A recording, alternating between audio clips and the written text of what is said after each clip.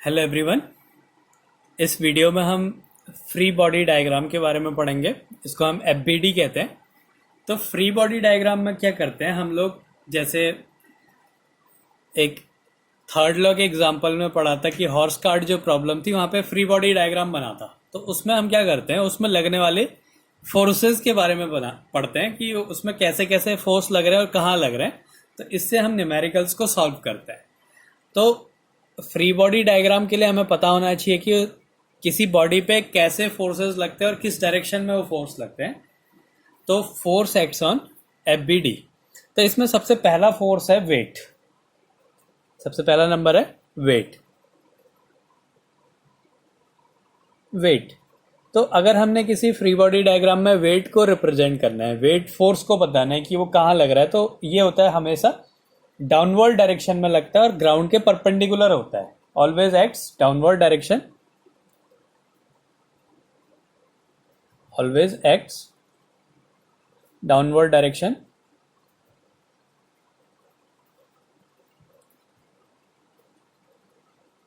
perpendicular to the ground,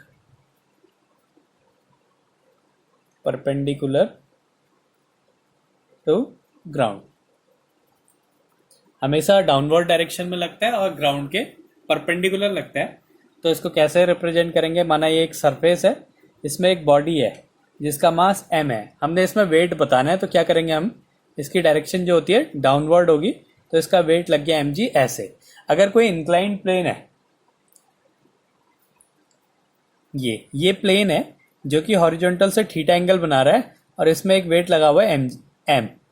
तो अब इसमें कैसे वेट को रिप्रेजेंट करेंगे, तो वेट की डायरेक्शन कैसी होती है, हमेशा डाउनवर्ड होती है और सरफेस के जो ग्राउंड है उसके परपेंडिकुलर होगी। तो ये हॉरिजॉन्टल के परपेंडिकुलर होगी, तो ये क्या होगा, ऐसे इसमें नीचे की डायरेक्शन में वेट लगेगा mg।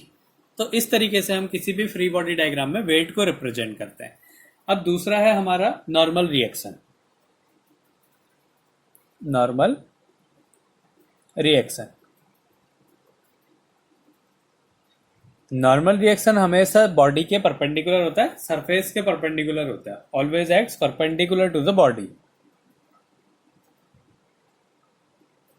एक्ट्स परपेंडिकुलर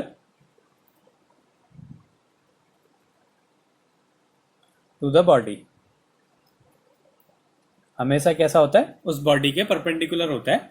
तो यही दो अगर बॉडी हैं, ऐसे केसेस हैं, तो इसमें जो नॉर्मल रिएक्शन है वो ऐसे बॉडी के परपेंडिकुलर, तो इसको R से भी रिप्रेजेंट करते हैं और N से भी रिप्रेजेंट करते हैं।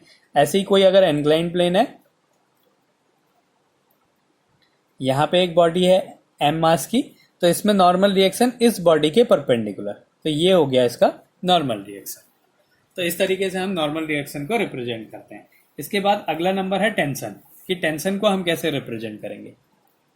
थर्ड है टेंशन। हम अगर किसी बॉडी को किसी स्ट्रिंग से या किसी रस्सी से बांधते हैं तो उसमें क्या होता है, टेंशन लगता है। तो वो हमेशा एक पुल होता है, ये जहां पे भी बॉडी होगी उसके ऑपोजिट लगेगा, तो it is always a pull.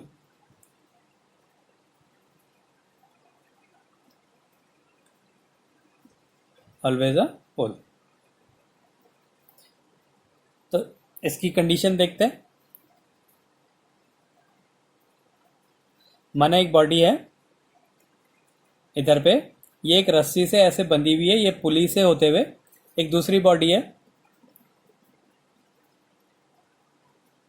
m मास की, इस तरीके से बंधा हुआ है, ये एक सरफेस पे है। अब हमने इस रस्सी पे जो है टेंशन लगेगा, तो टेंशन कैसा होगा, हमेशा जैसे ये बॉडी है तो बॉडी में ऐसे अंदर की डायरेक्शन में, ये बॉडी है इसको नीचे को खींचेगी तो टेंशन ऊपर को लगेगा। तो टेंशन को ऐसे रिप्रेजेंट करते हैं। अगर रस्सी में कहीं पे भी गांठ नहीं है या कोई दूसरी रस्सी कनेक्ट नहीं है तो एक ही टेंशन लगेगा, नहीं तो दो अलग अलग टेंशन लगेंगे, जितनी जगह पे ज्वाइंट होगा उतना टेंशन लगते हैं। तो एक रस्सी पे एक टेंशन लगता है अगर उसमें कोई कहीं पे भी कोई गांठ नहीं है। इसके बाद अगला आता है फ्रिक्शन। फोर्थ फोर्स है फ्रिक्शन। फ्रिक्शन, फ्रिक्शन क्या होता है, हमेशा मोशन के ऑपोजिट लगता है और हमेशा सरफेस पे लगेगा, कांटेक्ट पे लगेगा। It always acts opposite to the motion, it always acts opposite to the motion, हमेशा ये मोशन के ऑपोजिट लगता है, एंड ऑलवेज एक्ट्स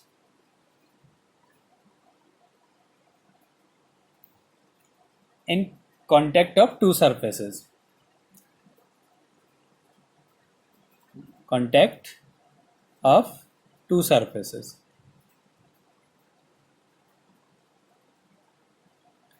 ये हमेशा सरफेस पे लगेगा और मोशन के ऑपोजिट लगेगा। तो जैसे इसका एग्जांपल, एक बॉडी है, इसका मास m है, इसमें हमने इधर को फोर्स अप्लाई करा, ये अप्लाइड फोर्स है, और एक ये सरफेस है। अगर बॉडी की मोशन की डायरेक्शन ये होगी तो इसमें जो फ्रिक्शन है वो इस सरफेस में लगेगा ऑपोजिट डायरेक्शन में। मोशन इस डायरेक्शन में हो रहा है तो फ्रिक्शन इस डायरेक्शन में लगेगा। तो फ्रिक्शन को ऐसे रिप्रेजेंट करते हैं। तो ये मेन फोर्सेस हैं। ये वेट हमेशा डाउनवर्ड लगता है, परपेंडिकुलर होता है सरफेस के। नॉर्मल रिएक्शन हमेशा बॉडी के परपेंडिकुलर होता है। टेंशन हमेशा एक पुल होता है जो कि बॉडी की ऑपोजिट डायरेक्शन में लगता है। फ्रिक्शन क्या होता है, हमेशा सरफेस पे लगता है, कॉन्टेक्ट पे, और ये मोशन के ऑपोजिट होता है। अब इसके बाद इसका एक एग्जाम्पल करते हैं। एक पुली सिस्टम है, ये एक पुली है, इसमें दोनों साइड दो वेट लगे हुए हैं। एक बॉडी यहां पे लगी हुई है, इसका मास है m2, और एक बॉडी यहां लगी हुई है, इसका मास है m1। ये एक पुली से जो है दो वेट ऐसे लगे हुए हैं, और ये एक स्ट्रिंग से लगा हुआ है। अब हमने क्या करना है, इसमें टेंशन और इसका एक्सेलरेशन और टेंशन फाइंड करना है। और यहाँ पे कंडीशन ये है कि जो m1 है वो m2 से बड़ा है, m1 is greater than m2, ये कंडीशन है हमारी।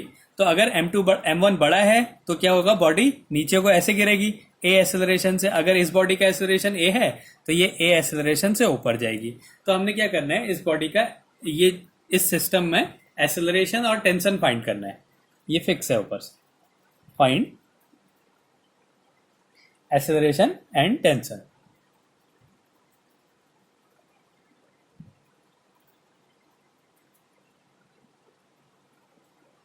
हमने एक्सेलरेशन और टेंशन को फाइंड करना है, ये इसका एक एग्जांपल है। तो अब हम क्या करेंगे, यहाँ पे फ्री बॉडी डायग्राम बनाते हैं। यही फोर्सेस लगेंगे इसमें। अब कैसे हम फ्री बॉडी डायग्राम बनाते हैं, अब देखो, सबसे पहले हम इसमें टेंशन को रिप्रेजेंट करते हैं। टेंशन क्या होता है, हमेशा ऑपोजिट लगता है। ये बॉडी नीचे है तो यहाँ पे टेंशन ऊपर लगेगा, और ये पूरा एक ही सिस्टम है, एक ही रस्सी है, एक ही स्ट्रिंग है, तो इसमें एक ही टेंशन लगेगा। तो ये इसकी डायरेक्शन हो गई, ये इसमें टेंशन लगा, ठीक है। अब पहले वाले का, ये m1 का फ्री बॉडी डायग्राम अगर हम बनाए तो एक बॉडी है m1। अब इसमें कौन कौन से फोर्स लगेंगे, एक इसका वेट लगेगा नीचे को m1g, और इसमें एक ऊपर को लग रहा है टेंशन। अगर टेंशन ऊपर की डायरेक्शन में है तो उसमें नॉर्मल रिएक्शन नहीं लेंगे, तो यही नॉर्मल रिएक्शन उसका टेंशन है। तो ये है, और बॉडी कहाँ को जा रही है, नीचे को जा रही है a एक्सेलरेशन से। तो अब हमने क्या करना पड़ेगा, इसका नेट फोर्स निकालना है, और फॉर्मूला लगाना है F=ma।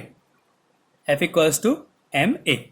तो पहले इस पे नेट फोर्स कितना लग रहा है, बॉडी नीचे को जा रही है तो नीचे का वेट ज्यादा होगा इसके टेंशन से, इसीलिए बॉडी नीचे जा रही है। तो जो नेट फोर्स है वो हो गया m1g - t। ये भी फोर्स है और ये भी फोर्स है, ये वेट भी एक फोर्स है और टेंशन भी एक फोर्स है, और दोनों की डायरेक्शन ऑपोजिट है। तो अगर हमने नेट फोर्स निकालना है तो हम क्या करेंगे, m1g - t करेंगे। तो इसमें क्या हो गया, m1g - t, ये net force equals to ma। Mass कितना है m1 और एक्सेलरेशन क्या है a। तो ये हो गई हमारी एक इक्वेशन। तो एक इक्वेशन निकाल दी इसका फ्री बॉडी डायग्राम बना के। अब m2 का फ्री बॉडी डायग्राम बनाएंगे ऐसे ही। तो ये बॉडी है m2, इस पे एक वेट लगेगा नीचे को m2g, और एक टेंशन लग रहा है ऊपर को t2, और ये a एक्सेलरेशन से ऊपर जा रही है बॉडी m2 के। तो अब इसमें क्या है, t2 बड़ा होगा m2g से, तो हम लिखेंगे t2 - m2g। t tension t है तो t - m2g इक्वल्स टू किसके इक्वल हो जाएगा, m2a के। पहले वाले में क्या करा, ये बॉडी नीचे को जा रही है, यहां पे वेट लगा m1g, और यहां पे वेट लगा m2g। ये बॉडी नीचे जा रही है तो m1g बड़ा होगा t से, तो नेट फोर्स क्या हो गया m1g minus T equals to m1a। ऐसे ही ये बॉडी ऊपर जा रही है तो इसमें टेंशन बड़ा होगा, तो t minus m2g equals to m2a। ये इसकी दूसरी इक्वेशन बन गई। अब हमने इन दोनों इक्वेशंस को सॉल्व करके टेंशन की और एक्सेलरेशन की वैल्यू निकालनी है। तो क्या करेंगे, इन दोनों को ऐड कर देते हैं। यहाँ पे t माइनस है, यहाँ पे t प्लस है, तो दोनों को ऐड कर देते हैं, 1 प्लस 2 कर देते हैं। तो क्या हो जाएगा, ये t से t कैंसिल हो जाएगा और ये दोनों ऐड हो जाएंगे, m1g minus m2g equals to ये a कॉमन आ गया, m1 प्लस m2a हो गया। तो इधर से एक्सेलरेशन की वैल्यू क्या आ गई, यहाँ पे भी g कॉमन आ जा रहा है, m1 minus m2g upon m1 plus m2, ये आ गया इसका एक्सेलरेशन। अब इसके बाद हमने क्या निकालना है, इसमें टेंशन क्या लग रहा है। तो क्या करते हैं, यहां से एक्सेलरेशन की वैल्यू यहां पे पुट कर देते हैं, putting value of a in equation 2, second में एक्सेलरेशन की वैल्यू पुट कर देते हैं। तो ये हो जाएगा t इक्वल्स टू, ये इधर पहुंचा देते हैं, m2 कॉमन आ जा रहा है, m2 a प्लस g है ये इक्वेशन, इधर चला गया, m2 कॉमन आ गया, a प्लस g हो गया। तो यहाँ पे a की वैल्यू पुट कर देते हैं, तो ये हो गया m2, a की वैल्यू है m1 minus m2 into g upon m1 plus m2 अब प्लस g। इसमें फिर से g कॉमन आ जा रहा है, तो g कॉमन ले लेते हैं, तो ये हो गया m2g, बचा क्या, और एलसीएम भी ले लेते हैं, एलसीएम इसका आ जाएगा m1 प्लस m2, तो यहाँ बचा m1 minus m2 plus m1 plus m2 हो गया। तो ये कैंसिल हो गया, ये आ गया 2m1। तो इसको सॉल्व कर देंगे तो क्या मिलेगा हमें, 2m1 m2g upon m1 plus m2, ये आ गया इसका टेंशन। तो इसी तरीके से हमने क्या करना है, फ्री बॉडी डायग्राम अगर हम बना लेते हैं तो फ्री बॉडी डायग्राम कैसे बनाएंगे, ये वैल्यूज अगर हमें पता होंगी तब हम फ्री बॉडी डायग्राम को बना सकते हैं। तो हमने क्या करना है, फ्री बॉडी डायग्राम बनाना है, उसमें अलग अलग जो भी फोर्सेस लग रहे हैं इसके अकॉर्डिंग उसकी डायरेक्शन बनानी है। फिर क्या करना है, उसका नेट फोर्स जो है F इक्वल्स टू ma लग देना है, F की जगह नेट फोर्स इक्वल्स टू वो बॉडी का मास इनटू एक्सेलरेशन। तो पहले वाले केस में क्या था, बॉडी नीचे को जा रही थी तो m1g minus T equals to ma हो गया, और दूसरे वाले केस में बॉडी ऊपर जा रही थी तो t minus m2g equals to m2a हो गया। और एक ही स्ट्रिंग से ये कनेक्ट है तो जो एक्सेलरेशन होगा वो सेम होगा, जितने एक्सेलरेशन से ये नीचे जाएगी उतने ही एक्सेलरेशन से ये ऊपर जाएगी। तो इस तरीके से हमने इसके फ्री बॉडी डायग्राम बना के उन दोनों इक्वेशंस को सॉल्व कर देना है, इससे हम इसकी वैल्यू को फाइंड कर लेते हैं।